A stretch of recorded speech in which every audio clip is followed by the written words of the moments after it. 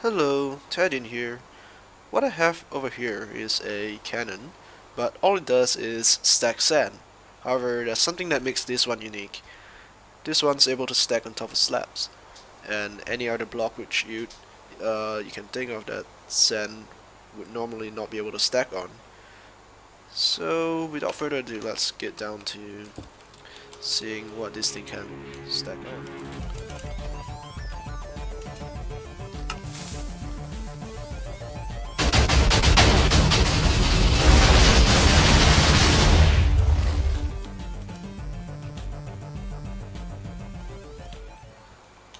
Over here, I've got a cactus, and a flower, cobweb, and so on.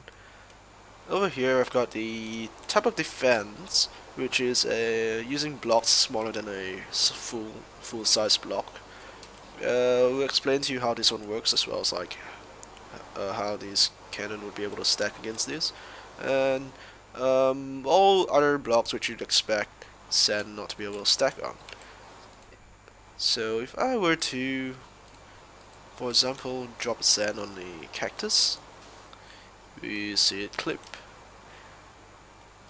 So now let's go to firing the cannon. Alright, we are firing the cannon.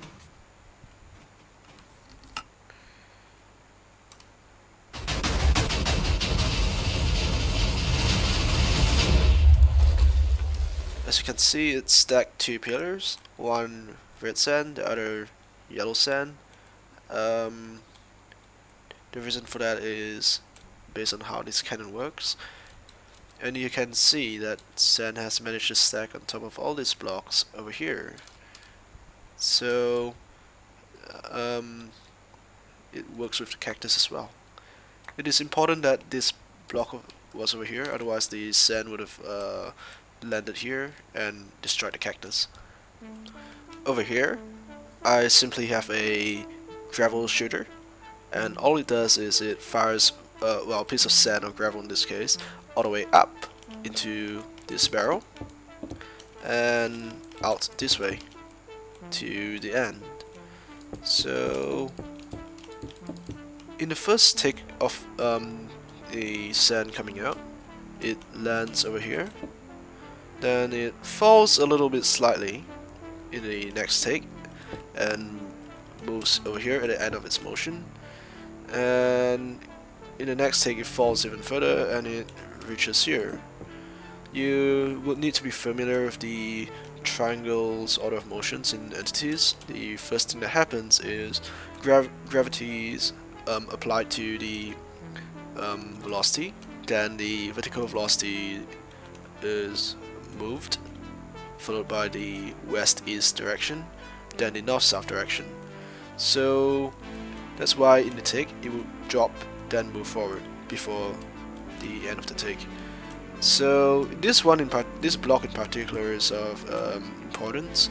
If I take that block away, show what happens. It will basically hit against this piece of endstone, fall all the way down, and form a block. If we put the block there, that granite over there, what basically happens is it lands onto this granite and its y velocity is reduced to 0. Then at the end of its motion it flies all the way out and lands over here. Here's the interesting part. Because its velocity was reduced to 0 over there, it will try to form a block directly above where the slab is, and it can actually stack on top of slabs. Sand and anvils, gravel, etc. will always try to form a block when its y velocity has been reduced to 0, and it tries to form it at the very end of the take. If we put the gravel here again, the next one which lands over here would not form. The reason is because the y velocity has been reduced to 0, and it tries to form in the airspace over here. It says that there is not a valid block underneath, so it just clips, as you saw. The reason why, if you put a slab over here, and if you would drop a if you drop a pile of sand on top of it, it would just clip. It's because as the gravel falls to the bottom, at its last tick of motion, when it lands on top of the slab itself, it tries to form a block inside the slab, but because the slab's already there, the sand simply clips. And the way it calculates it is it tries to round down the y value and find the nearest x and z value. So if I were to put like cobblestone walls over here, what basically happens is when the gravel hits against the cobblestone wall, it will land on top of the polished granite here, and it will try to form over here in this space. But the reason why it tries to form over there is because its velocity has been reduced to 0 at this spot, and if I put a block here, it's valid, it will form. And if I put a slab underneath it as well, it will form, as you can see here. The same thing if I use like something slightly smaller, and say I use some fence and I put a cobblestone wall over here, same thing would happen. It's gonna stop where the cobblestone wall is and it will try to form over here. So that's basically the principles of sand stacking, or how sand works, and that's basically what I use in the other cannon, which is able to stack all the way up. An additional note I forgot to mention about cobblestone walls and fences in general is that they have a slightly larger hitbox than their actual block size. As you can see, the gravel has actually hit the cobblestone wall. It's basically because they have an invisible half space above them, the same reason why you can't actually jump over them. So it makes it much harder to stack on top of these blocks, and it's kind of a difficulty for the other cannon that I have. And what I just like, the sand clipping here was basically just a demonstration of how this defense works. It basically just tried to form a block above this air block, but it couldn't because it was an air block and it's not a valid block. So the way this cannon actually stacks is basically, I'm just going to simplify the pillar over there with one over here, and we've got a bunch of, say, slabs which you can't normally stack on top.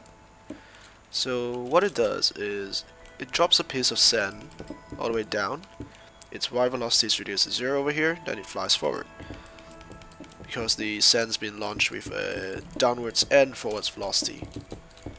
Then after the sand reaches the end, whether it forms or breaks, the red sand comes all the way down without any forward velocity, so it stacks right here. Then the next piece of yellow sand comes down. All of this is done in order of entities, and it flies over here, tries to form there, and it works. Then the next piece of red sand, then another yellow sand. This one would collide with the stone slab. It can't form over here because this block over here is an airspace, so it just breaks. Then the next one would form here, here, it will break, and so on. There is a slight flaw with this design.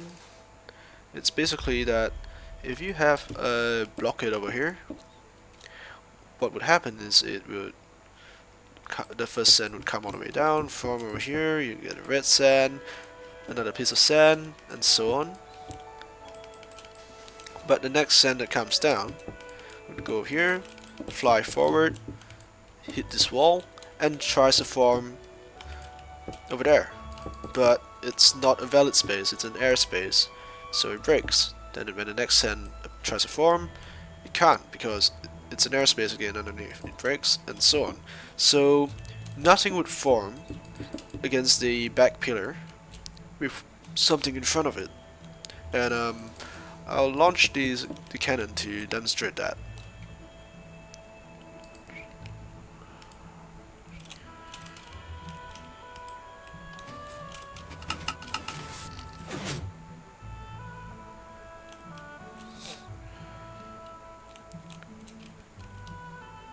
As you can see, the sand has simply clipped and nothing formed on this pillar.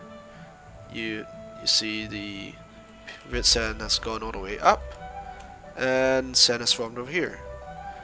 There is a different issue with this cannon as well.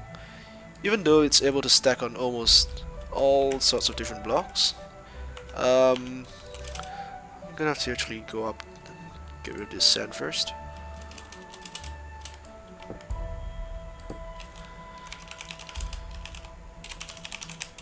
So the other issue it has is that it can't actually stack on top of fences or cobblestone walls because of the slab space above them. So what's gonna happen is, if I fire it as such, nothing would stack above this except you just get one piece of sand here. Well, two actually. So the reason why you get two is because the first one would land over here. I meant collide with the fence, transform here because it's stone underneath, it works. The second one would collide against the slab space and you'll try to form here, which works as well because of the previous sand. But the next one would try to form over here and it doesn't work because it's an airspace over here. So if we fire that, we would expect only two sand to actually form.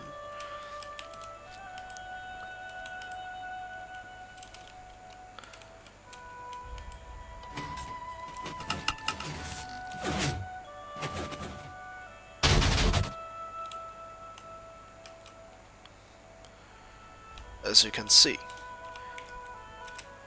To circumvent that, we can guide the sand on top of a slab such that the sand would actually try to form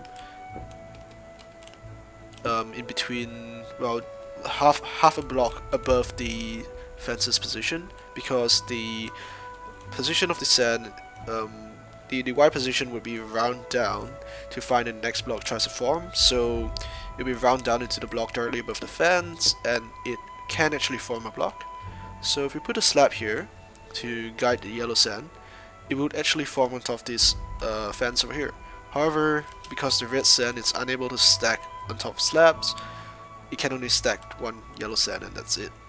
All the red sand would actually clip and it would not work.